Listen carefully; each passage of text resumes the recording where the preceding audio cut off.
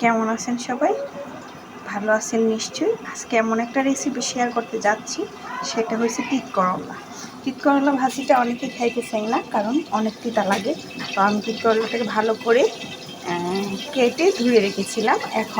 আজকে আমি একটা তিত করলার আনকমন রেসিপি দেখাবো। সেটা হচ্ছে সিমের বিচি দিয়ে তিত করলা ভাজি। খেতে যেমন সুস্বাদু এবং তেঁতু লাগবে না। যাদের মুখে রুচি নেই তারাও অনায়াসে এক লিটার খেতে পারবে।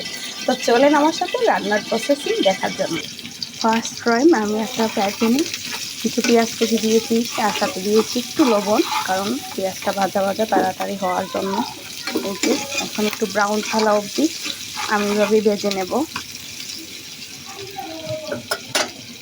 এখন দিয়ে দিয়েছি তিত করলাটা।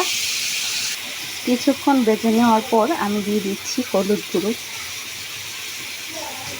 আর দিয়ে দেবো একটু জিরে গুঁড়ো। এখন সবগুলো উপকরণ ভালো করে মিশিয়ে নেব। কিন্তু তিত করলা ভাজি করতে গেলে আপনি ঢেকে দিবেন না। যত বেশি ঢাকবেন তত বেশি তিত করলার তিতা ভাবটা বেশি বেড়ে যায়। 5 মিনিট রান্না করার পর আমার দেখেন তিত করলার কালারটা কত সুন্দর। এখন দিয়ে দেবো আগে থেকে সিদ্ধ করা সিমের বিচিগুলো। এই সিমের বিচিগুলোতে আমি একটু হলুদ আর জিরে গুঁড়ো দিয়ে দিচ্ছিলাম, আর সাথে দিয়ে দেবো কয়েকটা কাঁচামরিচের টুকরো। এখন ভালোভাবে মিশিয়ে নেব সব কিছু।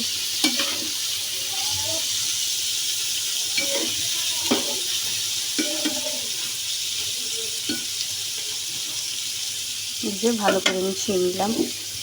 দেখেন মাশাআল্লাহ আমার তিত করলা ভাজিটা দেখতে কতটা সুন্দর লাগতেছে। এইভাবে যদি আপনারা বাসায় তিত করলা ভাজি করে খান, আশা করি অবশ্যই মুখে লেগে থাকবে এবং আমাকে অবশ্যই কমেন্টে জানাবেন যে কেমন হয়েছে রেসিপিটা।